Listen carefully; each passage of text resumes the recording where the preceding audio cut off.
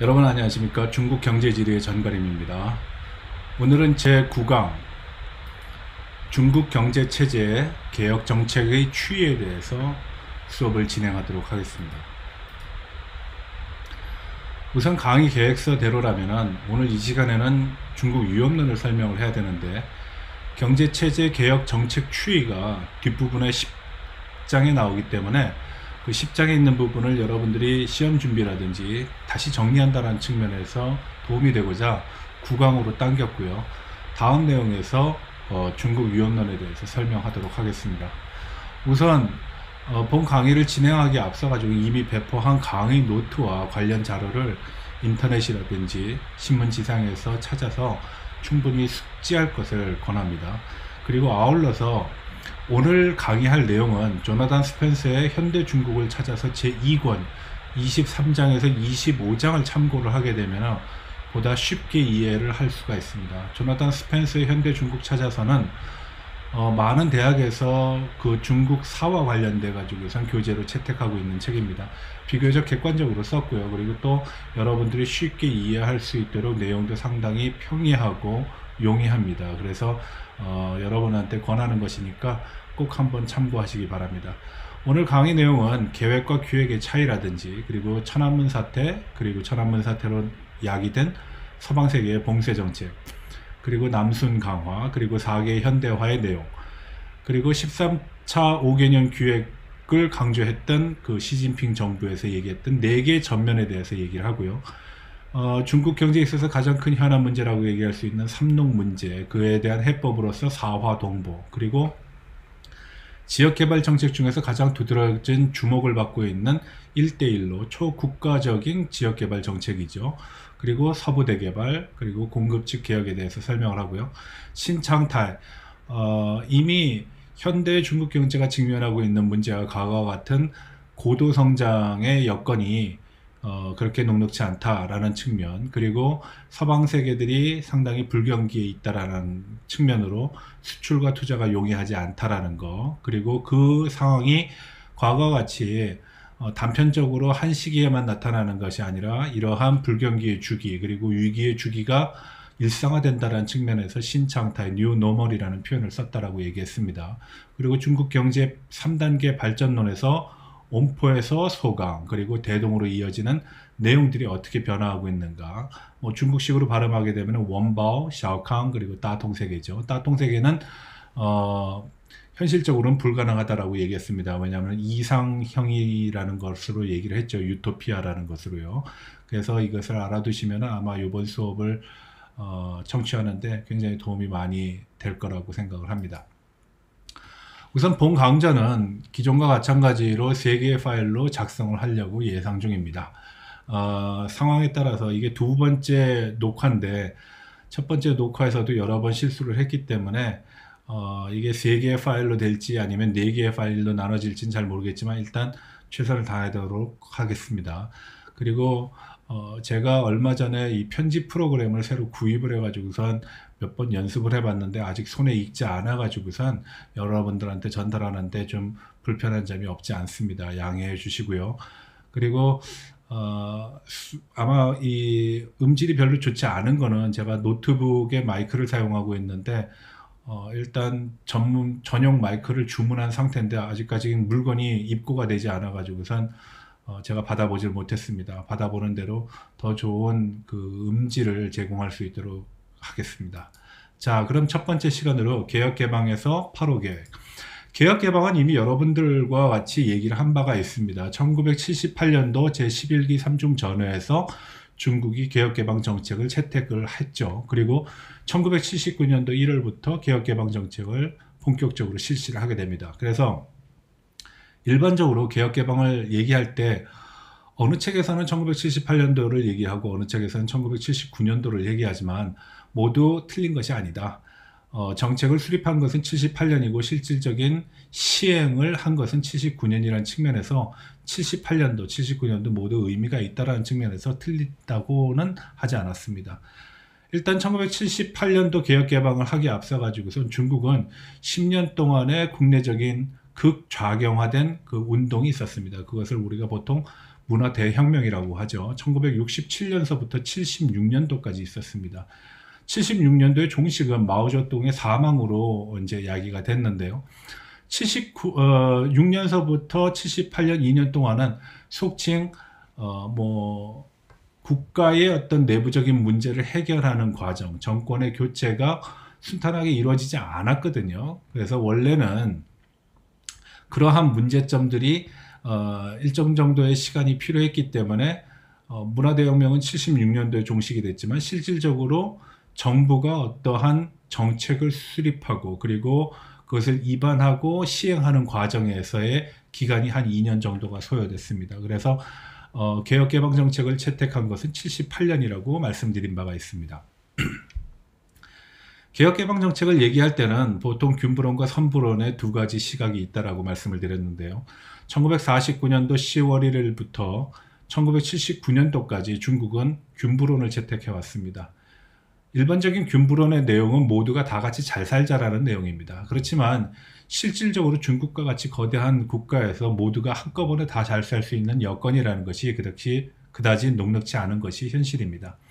그래서 78년도에 덩샤오핑은 선부론을 제기를 하게 되죠. 선부론은 동부연안지방을 먼저 개혁개방을 하고 그리고 그러한 경제 발전력이 점차 내륙 그리고 농촌으로 들어가게 되면은 종국적으로는 균부론을 달성할 수 있다는 것이 선부론의 주요 목적이고 그리고 또 내용입니다. 그래서 개혁개방을 추진함에 있어 가지고선 중국은 선부론을 채택하게 되고 이 선부론의 시각에서 가장 중요한 것은 시장 메커니즘을 도입했다라는 것입니다. 그래서 과거에 계획경제가 가지고 있고 통제경제라고 얘기하는 사회주의 경제체제에서의 시장경제체제를 도입했다. 그래서 그것을 설명할 때 조롱경제라는 표현을 썼습니다. 세와 세장의 관계죠. 세장은 사회주의고 세는 시장경제 시스템이라고 보면 됩니다. 시장경제 시스템이 사회주의에 문제를 일으킨다라고 하면은 시장은 언제든지 포기할 수 있다라고 설명한 것이 등소평의 논리입니다. 그래서 조롱경제였고 그리고 이러한 중국 경제의 정의를 한마디로 얘기하면 중국 특색, 중국만이 가지고 있는 사회주의 시장 경제라고 얘기했습니다. 그래서 전반적인 어떤 특징을 얘기한다 그러면은 중국 경제는 중국 특색의 사회주의 시장 경제인데 1978년도 개혁개방을 채택한 이후에 가장 주요했던 것은 기존에 했던 4개 현대화의 현실적인 실현이었습니다. 교육, 과학기술, 농업 그리고 이런 문제점들을 해결하는 것이 4개 현대화의 기본적인 내용이었는데요. 실질적으로 78년서부터 81년 동안은 3년 동안의 경제 조정 계획을 진행을 하게 됩니다. 그 기간은 바로 뭐와 같냐면은 1949년도에서 51년도까지 약 3년 동안의 기간 동안에 중국 경제는 내부적인 조정 과정을 겪었죠. 그래서 한편으로는 토지 개혁을 했었고 그리고 기존의 어떤 경제 시스템을 현대적인 국가 시스템에 접목시키는 그런 과정이 있었다라고 얘기를 했습니다. 물론 한국 전쟁도 그러한 일종의 버퍼존 그리고 조정의 계획 기간을 갖는 그 역할을 하는데 일조를 했던 것이 사실입니다. 그래서 제1차 5개년 경제 정책은 1952년부터 실행이 됐는데 마찬가지로 개혁개방도 문화대혁명 종식 이후에 새로운 정권의 수립 그리고 새로운 정권의 수립이 과거의 문화대혁명에 가졌던 각종의 문제들 그리고 내부적이고 행정적이고 경제 전반에 대한 시스템적인 조정이 필요했기 때문에 3년의 시간을 들였다라는 것입니다. 그래서 79년서부터 81년도까지 3년 동안 중국 경제는 8자 방침, 8자 방침을 세우는데 조정, 개혁, 정돈, 재고입니다.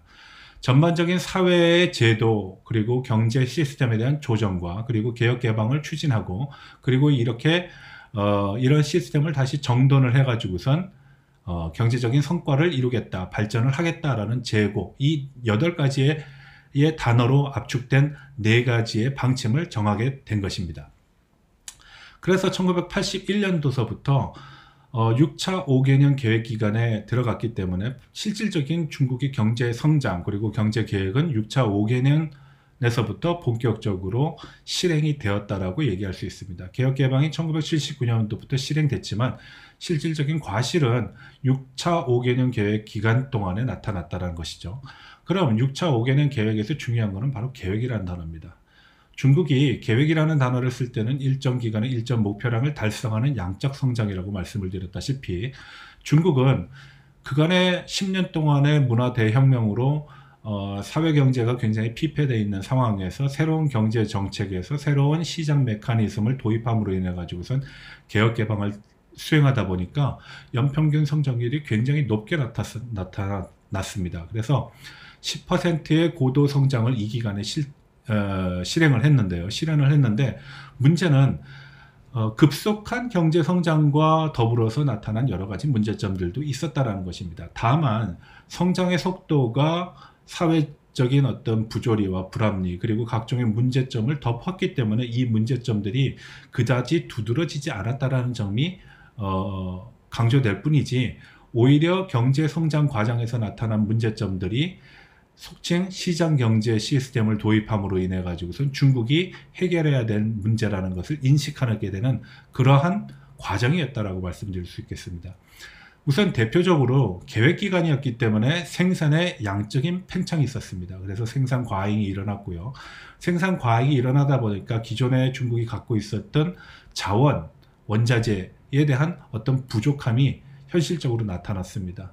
또한 시장 메커니즘을 도입하다 보니까 시장에서의 가격, 특히 식품과 관련된 가격들이 상당히 급속도로 앙등을 하게 됩니다. 그리고 인플레이 현상도 나타나게 됩니다. 인플레이 현상은 쉽게 이해가 되죠.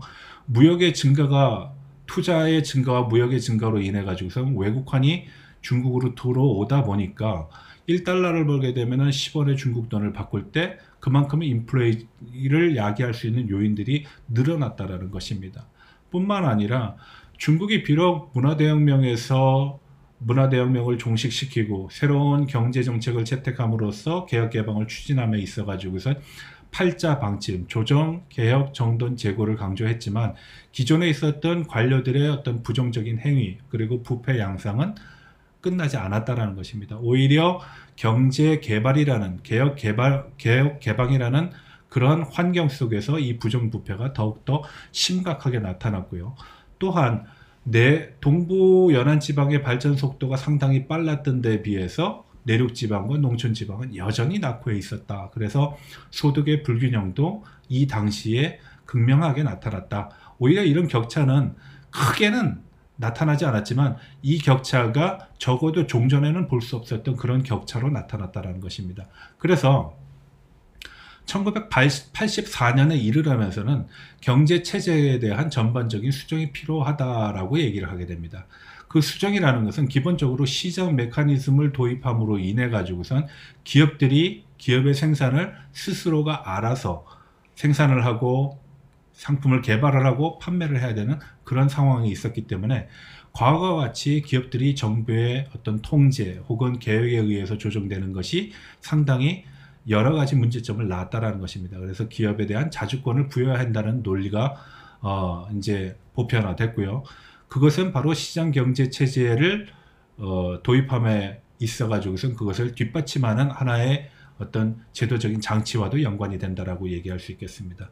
아울러서 시장 메커니즘이라는 것은 시장에 의해서 가격이 형성되다 보니까 과거와 같이 가격을 통제하던 그런 시스템이 아니었거든요. 그래서 가격에 대한 상당한 혼란이 일어나게 됩니다. 일반적으로 농산품의 가격은 자본주의 국가에서 상당히 낮은 가격을 형성하고 있는데 이 시기에는 농산물에 대한 가격 앙등이 가장 본격적으로 나타나기 시작합니다. 왜? 경제적인 부에 대한 부가가치와 농산물에 대한 부가가치의 편차가 상당히 컸다라는 겁니다. 그것은 결과적으로 도시의 상공업자들의 소득은 높았음에도 불구하고 농촌에 있는 그 농민들의 어떤 소득은 여전히 정체되어 있는 상태였다. 그래서 도농 간의 갈등도 상당히 심화됐다라고 얘기할 수 있겠습니다. 그러면은 CNN에서 마련한 세계 2위의 경제 대국으로 성장한 중국이 과연 어떠한 모습을 보였는가에 대해서 동영상을 잠깐 보고 지나가도록 하겠습니다.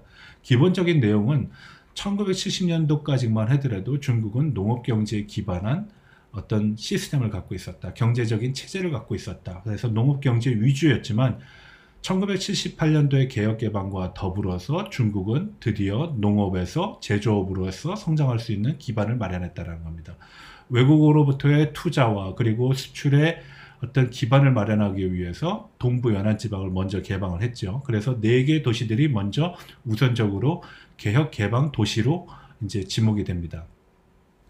나중에는 이것이 차차 확대가 돼가지고선 10개에서 20개, 30개, 그래서 전 중국으로 이제 확대가 되었는데요. 이 과정 속에서 중국은 폭발적인 경제 성장을 하게 됐고 결국은 세계 제2위의 경제 대국이 될 수 있었다. 그리고 그 과정 속에서 양적인 성장이 일정 수준에 이르르면서 결국은 이제 보다 질적인 성장을 갈구해야 된다라는 사회적인 어떤 수요가 늘어났다. 그래서 2006년도서부터는 계획경제에서 기획경제로 전환하는 그러한 모습이 나타났다라고 얘기한 바가 있습니다. 계획은 양적인 성장, 기획은 질적인 성장입니다. 뭐 뒤에 나오는 자료를 보면 아시겠지만 여전히 많은 한국의 연구자들 혹은 방송, 언론, 매체에서는 계획과 기획에 대한 본질적인 차이를 이해를 하지 못하기 때문에 기획기간을 계획으로 표현하는 경우도 있고 계획과 기획을 하나의 단어인 영어의 플랜으로만 이해를 하기 때문에 차별성을 두지 않는 그런 단점도 나타나고 있다는 것을 먼저 말씀드리도록 하겠습니다. China is the world's second largest economy and the biggest importer. But 40 years ago, it was a poor, largely rural nation with at least 30% of its population living in poverty. 30%의 인구는 여전히 극빈 상황에 있었다는 것이죠. 근데 이제 1978년도 개혁 개방과 더불어서 중국 경제가 이러한 30%의 어떤 소득을 증대시키는 중요한 역할을 담당했다는 것입니다.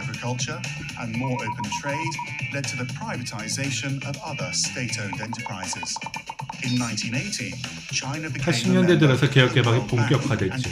그래서 4개 도시가 개혁 개방구로 개방이 되게 됩니다. 나중에 이것이 점차 확대가 되는데요.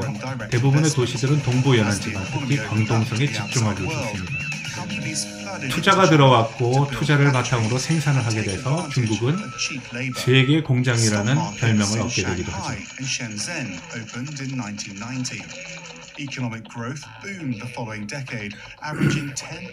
그래서 1990년도에는 중국 경제가 도약기를 맞이하게 됩니다.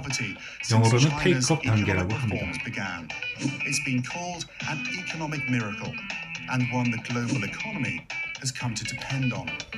그래서 세계 경제의 하나의 기적과 같은 어떤 모습을 보였고 세계 제2위의 경제대국 G2로 등장할 수 있는 그런 계기를 마련했다라는 내용입니다. 그러면은 86년서부터 90년도까지 진행된 7호 계획에 대해서 설명을 드리도록 하겠습니다. 7호 계획에도 여전히 여러 가지 문제점들이 있었습니다. 가장 큰 문제점은 바로 개혁 개방을 통해 가지고선 고도 성장을 했던 과정에서 나타난 문제입니다. 부정부패가 있었고요. 물가가 앙등을 했고요. 특히 중국은 1980년도에 가격 개혁을 하게 됩니다. 시장의 가격이 시장의 어떤 보이지 않는 손에 의해서 어떤 공정하고 그리고 균형 있게 작동하지 못하고 인위적인 조작에 의해서 작동하게 됐다라는 것이죠. 가장 대표적인 것이 식료품 가격의 앙등입니다. 인민들의 생활은 상대적으로 더 피폐하다고 느꼈고 인민들의 불만은 더욱더 폭발하게 됐습니다. 그래서 결과적으로 80년대 후반에 이르면서는 가격 개혁에 따른 가격의 문제점들이 나타나게 되는 것입니다. 사실 이 문제는 쉽게 이해할 수가 있습니다. 왜냐하면 중국 경제가 기존의 사회주의 경제 체제인 계획 경제와 통제 경제를 기반으로 했기 때문에 모든 가격은 국가가 정해줬던 것인데 이것이 시장의 메커니즘으로 인해 가지고선 수요와 공급에 의해서 결정되다 보니까 이 수요와 공급이 어떤 공평한 관계 그리고 정당한 관계 그리고 투명한 관계로서 나타나지 않고 인위적인 국가의 개입과 더불어서 시장 내부적인 조작에 의해서 상당히 여러 가지 문제점들이 나타났다라는 겁니다. 그래서 인민들의 생활이 상당히 불편해졌다라는 것이죠. 당시 중국 경제는 경제 성장을 더욱더 가속하기 위해서 사회 전반에 대한 인프라 구축에 주력을 하게 됩니다. 그래서 기본적으로는 에너지 수송을 원활하게 하기 위한 도로, 철도, 그리고 교통통신망에 대한 투자에 대해서 관심을 갖게 됐고요. 특히 이러한 인프라의 투자는 중국 전역을 3단계로 구분함에 있어가지고서 특히 동부 연안지방, 투자가 용이하고 생산으로 수출이 용이한 동부 연안지방 선불원의 중심 지역에 집중된 것이 사실입니다. 그래서 내륙이라든지 대부분의 어떤 중국인들은 속칭 개혁개방의 수혜를 받지 못한다라는 그런 불만이 여전히 잠재했던 것이 사실입니다. 사실 89년도에 들어서면서 중국은 이러한 물가의 폭발적인 상승으로 인해 가지고선, 그리고 인플레이션으로 인해 가지고선 인민들의 생활이 상당히 어려워졌고, 그러한 불만들이 사회 경제적인 발전과 더불어서 나타나는 자유주의적인 시각, 그리고 민주화에 대한 요구로서 표출이 되게 되는데, 그 표출됐던 시기가 바로 1989년 6월 달입니다. 이 6월 달 이전에 어떤 문제가 있었냐면은, 비교적 급진적이 진보적이라고 얘기할 수 있고요, 개방적이라고 얘기할 수 있는 중국 지도자인 후야방이 갑작스럽게 죽게 됩니다. 그것을 추모하는 어떤 사회적인 분위기와 물가 안등과 인플레이션에 불만을 가졌던 요소들이 결합이 되면서 사회 전반에 대한 변화를 요구하게 됩니다. 근데 일반적으로 육사 천안문 사태를 얘기할 때 많은 서구 언론들은 민주주의에 대한 열망이라는 측면을 강조하는데, 실질적으로 89년도 6월 4일 날 천안문 사태에서 일어났던 내용들은 사회주의 체제에 대한 변혁이 아니라 사회주의 시스템 안에서 보다 공정하고 투명하고 그리고 안정적인 경제 성장, 그리고 투명한 언론과 공정한 언론이 담보되는 민주를 강조했던 것입니다. 쉽게 얘기하면 소득의 증가와 더불어 가지고서 사람들의 의식이 변화했는데, 그 의식을 수용해주지 않았다라는 것이죠. 잘 아시다시피 중국은 사회주의 국가이기 때문에 우리가 기본적으로 알고 있는 기본권과 관련된 내용들이 그렇게 보편적으로 개방되어 있지 못한 상황이었습니다. 일단은 거주 이전의 자유가 없었던 것이고요, 집회와 결사의 자유도 없었던 것입니다. 그러한 측면에서의 어떤 변화를 인민들이 요구했던 것이고, 그러한 요구가 6월 달에 소련 공산당 서기장이었던 고르바초프의 방중과 더불어서 폭발적으로 일어나게 됐다는 것입니다. 기회를 탄 것이죠. 사실 소련의 지도자가 중국을 방문한 건 거의 30몇 년 만에 처음 있는 일이기 때문에 중국 입장에서 보면은 국제적인 어떤 위상이라든지 어떤 대외적인 행보에 있어서 굉장히 중요한 포인트라고 얘기할 수 있었는데, 내부적으로는 이러한 불만이 바로 수도 베이징에서 나타났다라는 것입니다. 그래서 급진적인 사회주의다, 그리고 보수 진영에서는 오히려 이러한 불안 요소들이 중국의 경제 성장과 더불어서 체제 안정에 약점이 될 수 있다, 불안감을 조성할 수 있다는 그런 우려로 인해 가지고서 무력 진압에 나서게 되고요. 이런 무력 진압으로 인해 가지고선 육사 천안문 사태는 단 몇 시간 만에 진압이 되고 없어져 버립니다. 이러한 육사 천안문 사태는 현대 중국사에 있어서 가장 암울했던 하나의 어떤 시기라고 볼 수 있습니다. 정부의 무력 탄압으로 자국민이 사망하고 탄압을 받는 경우가 나타났다라는 것이죠. 있을 수 없는 정부의 폭력이 현실적으로 나타난 것이 바로 육사 천안문 사태입니다. 결국은 이러한 측면을 바라보고 있던 서방 세력들은 시민사회에서 시민의 혁명, 그리고 시민의 형성으로 전제가 무너지고 독재가 무너졌던 과거의 모습을 연상을 했지만, 결국 중국은 사회주의 틀을 계속 유지하고, 그리고 시장 시스템의 도입과 개혁 개방을 통해서 자본주의의 어떤 과실을 스스로가 혜택으로 수용하면서도 사회주의를 지향한다는 점에서 의문을 가질 수밖에 없었다는 것이죠. 왜? 자본주의에 반대되는 개념이 사회주의고, 사회주의는 결국 자본주의의 적이라는 그런 개념을 갖고 있었기 때문에, 이러한 것들이 복합적으로 진행되면서 서방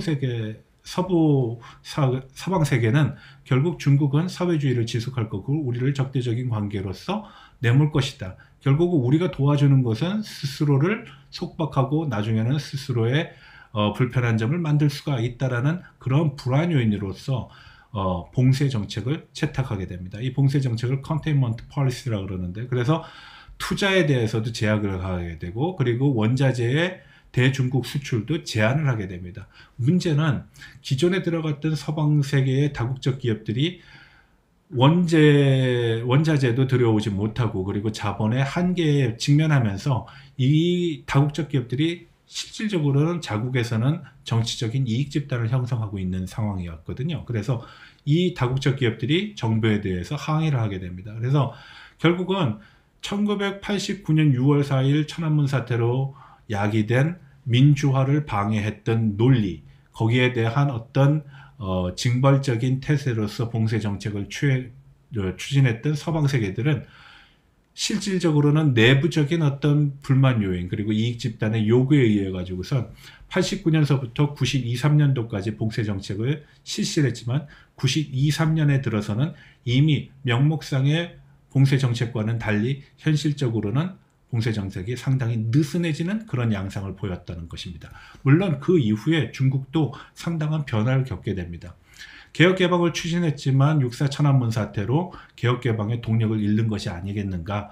또 대부분의 공무원들은 개혁개방이 결국은 서방의 봉쇄 정책으로 인해 가지고선 더 이상의 추동력을 발휘하지 못한다면 개혁개방이 무슨 의미가 있겠는가 하고 좌절감에 빠지고 그리고 굉장히 소극적인 개혁개방에 대한 인식을 하게 되는데 그것을 극복하기 위해서 1992년도에 등소평이 남순 강화라서 남쪽을 순회하면서 연설을 하게 됩니다. 그 연설의 핵심적인 내용은 개혁개방은 지속적으로 추진할 것이고 시장경제 시스템은 여전히 지속될 것이다 라는 걸 강조하면서 개혁개방의 새로운 추동력 그리고 봉쇄 정책이 느슨해지면서 그러한 영향력이 결합되면서 더욱더 빠른 경제 성장을 할 수 있는 요인으로 작용했다라는 것입니다. 그러면은 6.4 천안문 사태와 관련된 동영상을 EBS에서 제작한 것을 보면서 지나가도록 하겠습니다.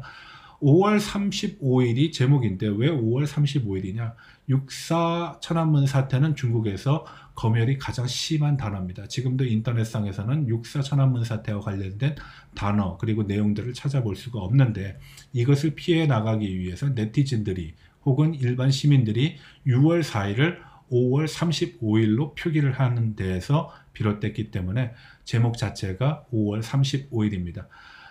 기본적인 내용은 6.4 천안문 사태의 근거, 배경은 어떻게 됐고 과정은 어떻게 됐고 어떻게 진압이 돼 가지고선 중국 경제 그리고 중국 사회는 새로운 어떤 좌절감 그리고 새로운 어떤 문제점을 내부적으로 표출할 수밖에 없었고 서방사계는 그것을 목격을 했다라는 그런 내용입니다. 한번 보시죠.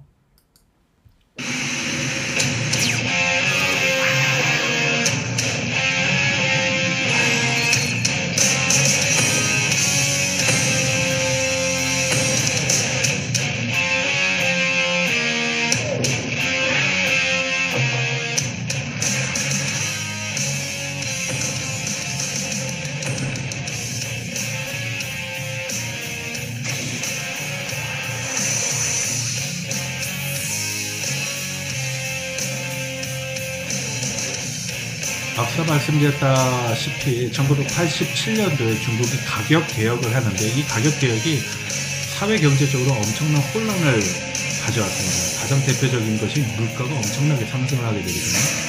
인플레이션으로 인해 가지고선 인민들의 생활이 개혁 개방의 어떤 혜택보다도 더 크게 나타났다는 겁니다. 좌절감을 받은 것이죠. 그래서 불만이 쌓여 있었는데 여기에 더해 가지고선 민주 그리고 자유에 대한 의식이 결합이 되면서 6.4 천안문 사태가 발생하게 됐고 여기에 또 한 가지 촉발 요인된 것이 바로 진보 세력이었고 그리고 개혁 개방에 대해서 그리고 민주에 대해서 비교적 온건적인 태도를 취하고 있었던 후야방의 급작스러운 사고로서 천안문 광장에 인민들이 모이기 시작했다는 것입니다. 지금도 마찬가지지만 중국의 부정부패는 과거에도 그랬고 현재에도 그랬고 여전히 큰 문제입니다. 특히 문화대혁명이란 10년 동안에 이것을 완전히 청산하지 못하고 지나왔던 중국의 입장에서 보게 되면 부정부패를 행할 수 있는 그런 관료들의 어떤 내용들이 굉장히 일반화됐다는 것이 큰 문제였습니다. 그래서 천안문 사태는 경제적인 문제와 더불어서 부정부패 문제 그리고 시민들의 민주와 자유에 대한 열망이 있었다. 다만 이러한 민주와 자유에 대한 열망은 자본주의나 민주주의 국가에서 얘기하는 그러한 내용이 아닌 사회주의 틀 안에서 진행되는 민주화 그리고 자유에 대한 열망입니다. 그래서 우리가 일반적으로 생각하는 민주화 운동이라고는 볼 수 없다라는 것이 중요한 내용 중에 하나입니다.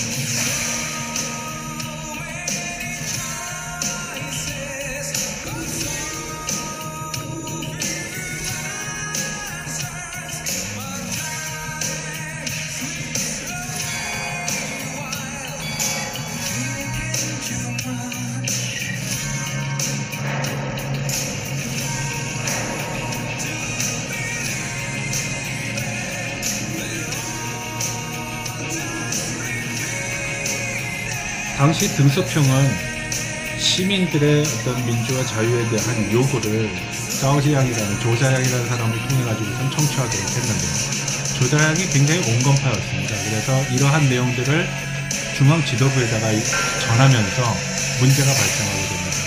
등소평이 판단했던 개혁개방은 이제 시작에 불과했다라고 봤는데, 이러한 민주화 자유의 열망을 수용하게 되면 결국은 선진에 이르지 못하고 문턱도 못 넘는 개혁개방이 될 수 있다는 그런 불안감이 있었다는 것입니다.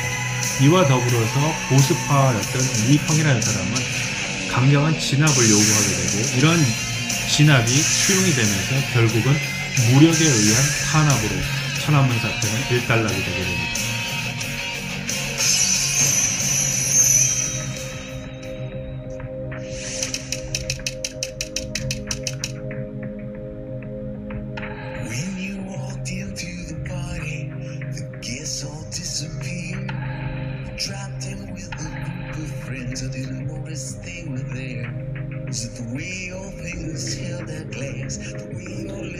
육사 천안문 사태가 정부 폭력에 의해서 진압된 사태이기 때문에 굉장히 중요한 의미를 갖습니다. 그렇지만 중앙정부의 어떤 단속과 검열에 의해서 지금까지도 이 문제를 공론화할 수 없는 것이 중국의 현실입니다. 상당히 많은 젊은이들은 육사 천안문 자체를 모르는 경우도 있습니다. 이러한 당국의 검열과 그리고 통제를 벗어나기 위해서 6월4일이라는 표현을 쓰지 못하니까 그 대체로 쓰게 된 것이 바로 5월 35일이라는 표현입니다.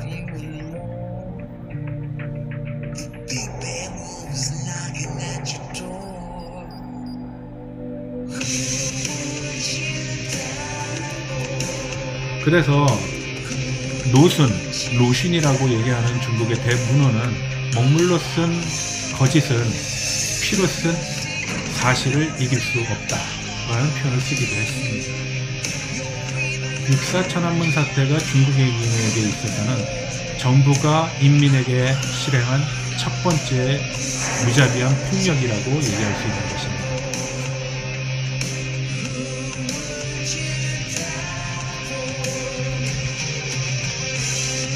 그래서 개혁개방 이후에 첫 번째 좌절 그리고 경제 침체기를 겪는 것은 결국 1989년도에 있었던 육사 천안문 사태였고, 1989년서부터 91년 동안 서방세계의 봉쇄 정책으로 인해 가지고선 중국은 상당히 큰 침체기를 맞게 되고, 이 기간 동안에 중국은 사회적인 그리고 경제적인 정돈 그리고 변화가 필요했기 때문에 이 시기를 일러서 7.2 정돈기라고 합니다. 7.2 정돈은 쉽게 얘기하면 가격 개혁으로 인한 그런 불합리의 문제를 해결하고 경제의 지속적인 발전을 위한 장치를 마련할 뿐만 아니라 개혁 개방은 지속한다. 그리고 이 과정 속에서 나타나고 있는 사회적인 요구와 수요는 상당히 정치적인 측면에서 절제되거나 통제되어야 된다라는 그러한 내용을 담고 있습니다.